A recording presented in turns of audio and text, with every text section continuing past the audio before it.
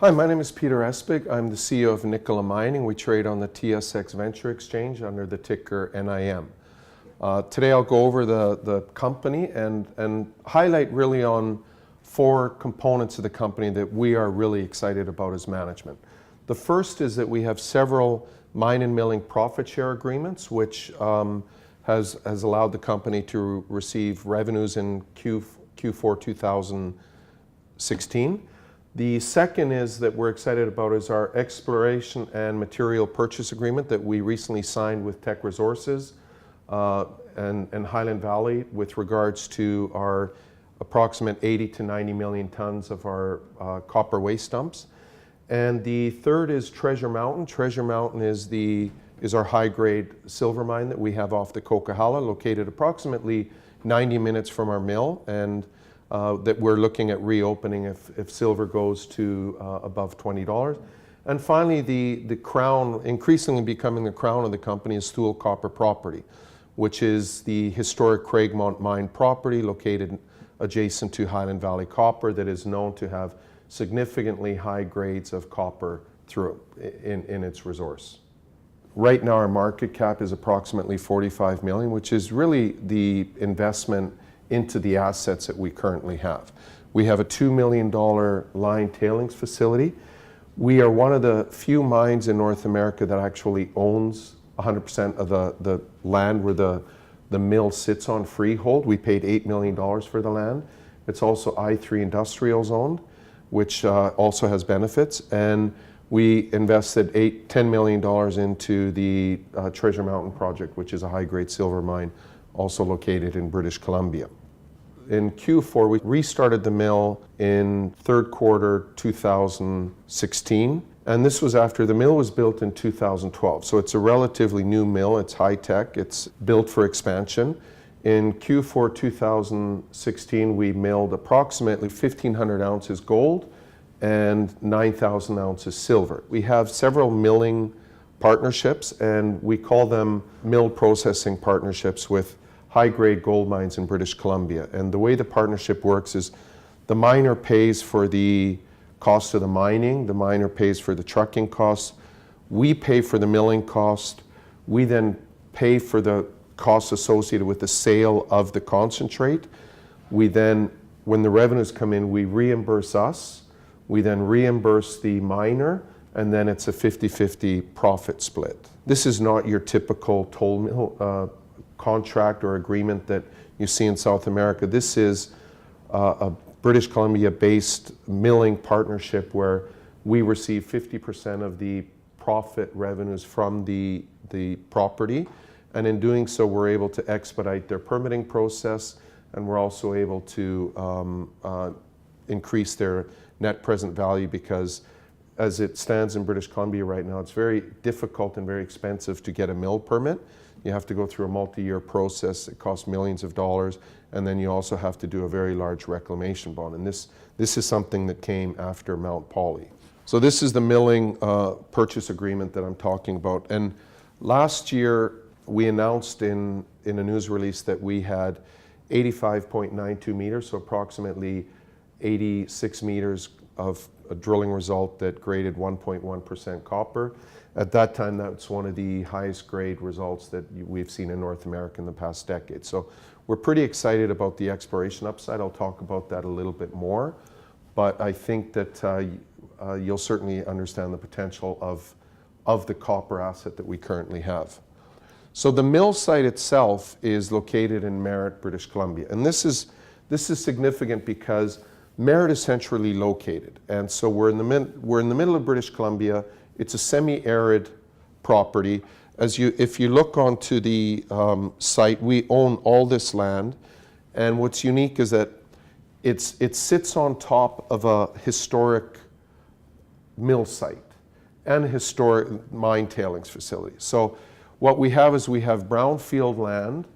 We own the land. It's I3 industrial zoned, and that was very significant in us getting the permit, the amendment that we have in permit M68.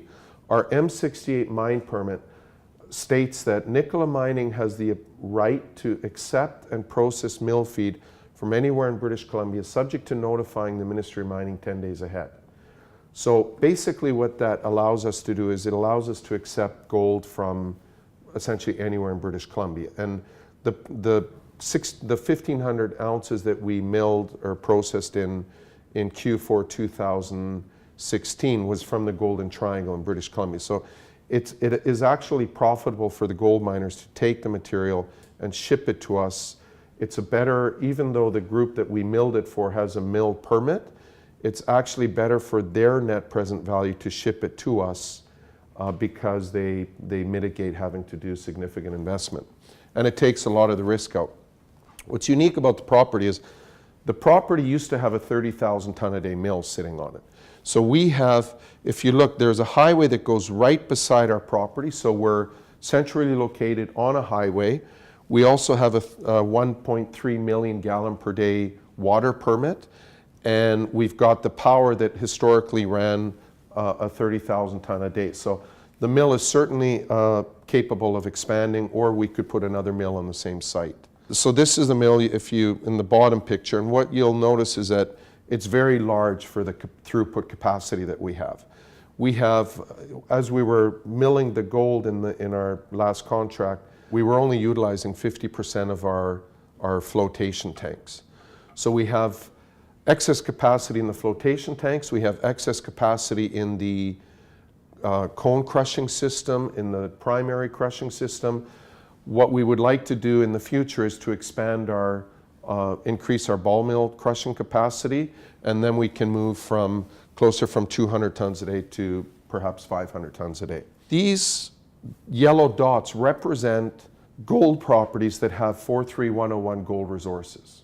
One of the questions I often get asked is, how many opportunities do you have to either A, take over gold properties and essentially mill your own material, and really that should be our long-term goal, and B, how many contracts are available to do additional milling processing contracts. I think this map highlights that there's several properties, and we're the only mill in the entire region. We're the only mill in British Columbia that has in its permit that we're able to accept mill feed from anywhere in British Columbia.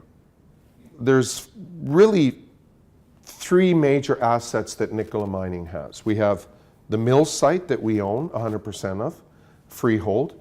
We have Treasure Mountain, which is a high-grade silver property off the Coquihalla Highway, and we have Thule Copper. And Thule Copper is increasingly becoming what we would consider to be the crown of our company. And this is something that has caused more and more excitement in the market. You can see it in the share price. You can see it in the liquidity of the stock. And we see that by people who are interested in the company.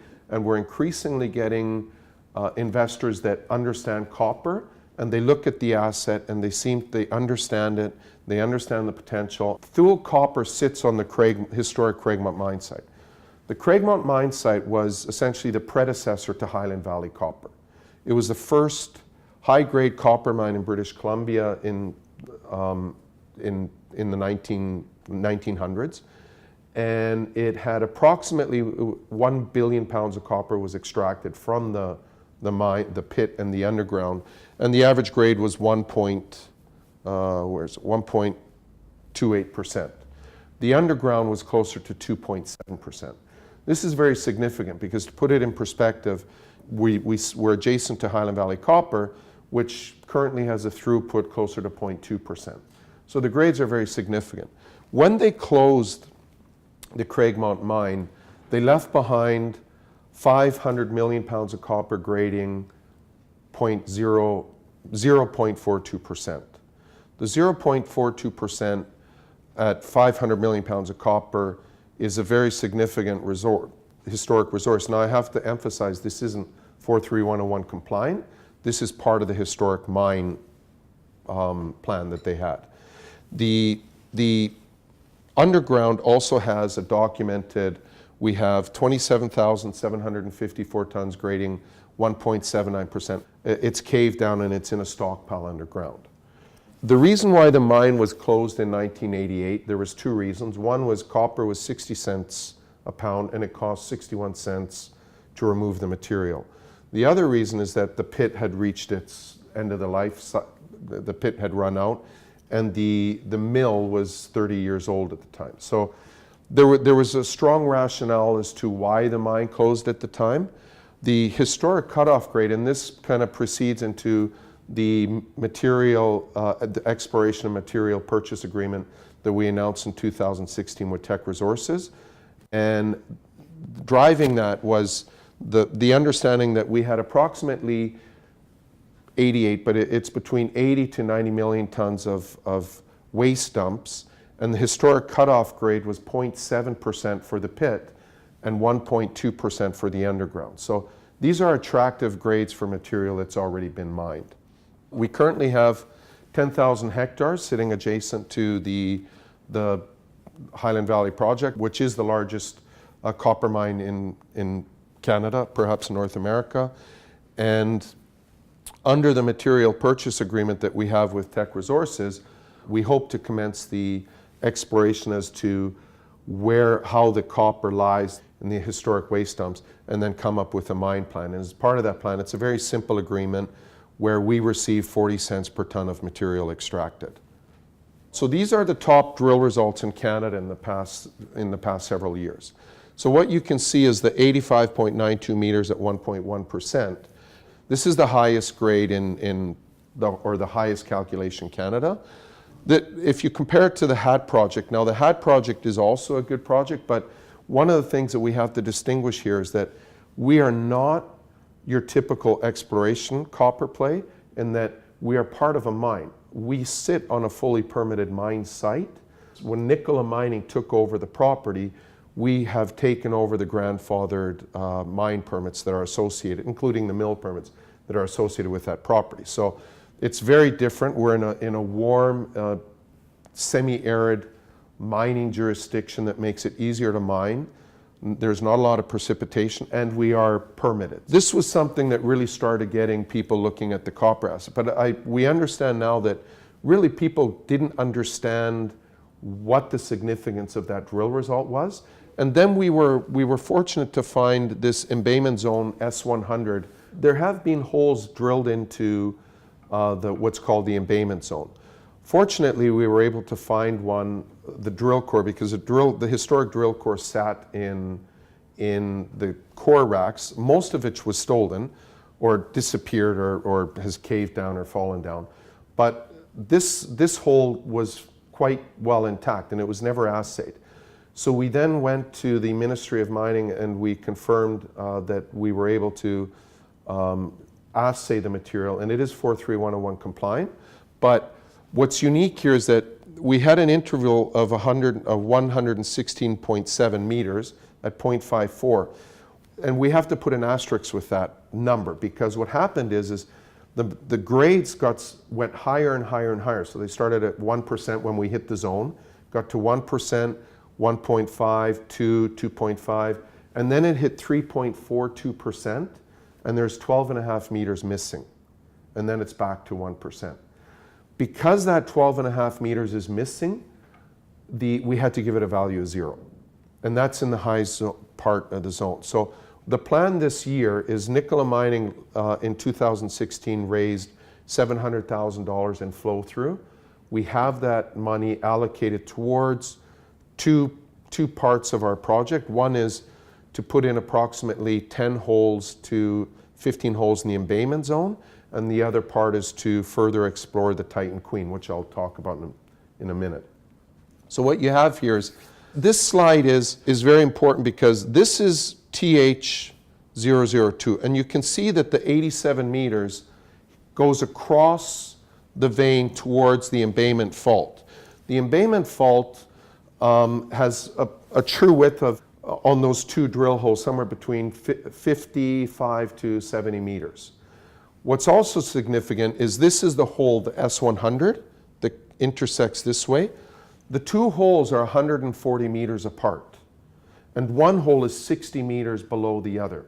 If you think of that 1 cubic meter of the zone, because of the heavy weight of the magnetite, has a weight of approximately 5 tons, and then you start looking at 5 tons, and then you have the interval where you have a true width of somewhere between 50 to 70 meters, 140 meters, and 60 meters depth. That starts to create a lot of excitement as to what the potential of this zone can be. And remember, I have to highlight, this is not a gold or silver vein system. This is a structure. It's a replacement structure where this has melted away the historic rock. And so what you have is you have a structure that will continue to extend. It extends this way. And we plan to explore that to find out more, because we don't know how deep it goes down. What we do know is in the historic pit, the mineralization could be as great as 200 meters in depth. There's been so much excitement on Thule Copper that sometimes people forget that Nicola Mining, which is the historic holder of silver, had a $240 million market cap based on the silver asset and the mill.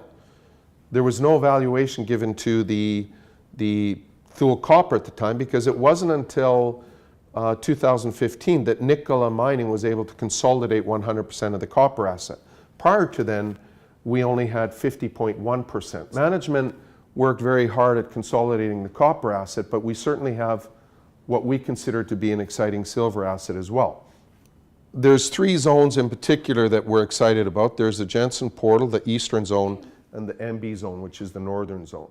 In 2013, we put the mine, the silver mine, into care and maintenance. At the time, silver was $13.80 to 90 cents. At the time, the Canadian dollar was $1.05 to the US dollar. So what we decided as management, we decided that there is no point in depleting your resource when you're making very little money in that resource depletion. Now we're above $18. Now I'm not a speculator as to when silver will go back to $20, but what we like to do is we like to think of this as an asset, because we have level 1 stope 2. Level 1 stope 2 required 11 raises. From the 11 raises, 7 are complete. So what we have is we have approximate $460,000 to extract the material, the remaining costs. I would probably think of about $200 to restart, to reopen it.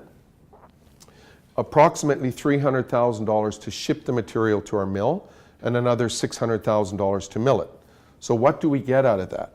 We get, at a cutoff grade of 10 ounces, we have 14,000 tons with a 43101 compliant 430,000 ounces. That works out to about 31 ounces a ton. We have 1.5 million pounds lead and 940,000 pounds zinc. So what that does is we have a significant amount of revenue, and to about approximately $2 million in costs associated with that extraction. So this is something that is the potential of additional cash flow that we hope to look at either this year or next year, depending on what the price of silver is. This is the current mine. This is the Jensen Portal zone. This is the JK zone, and this is the MD zone. And so specifically, we're excited about how the Jensen Portal could connect to the historic mine, because they're approximately 400 meters apart.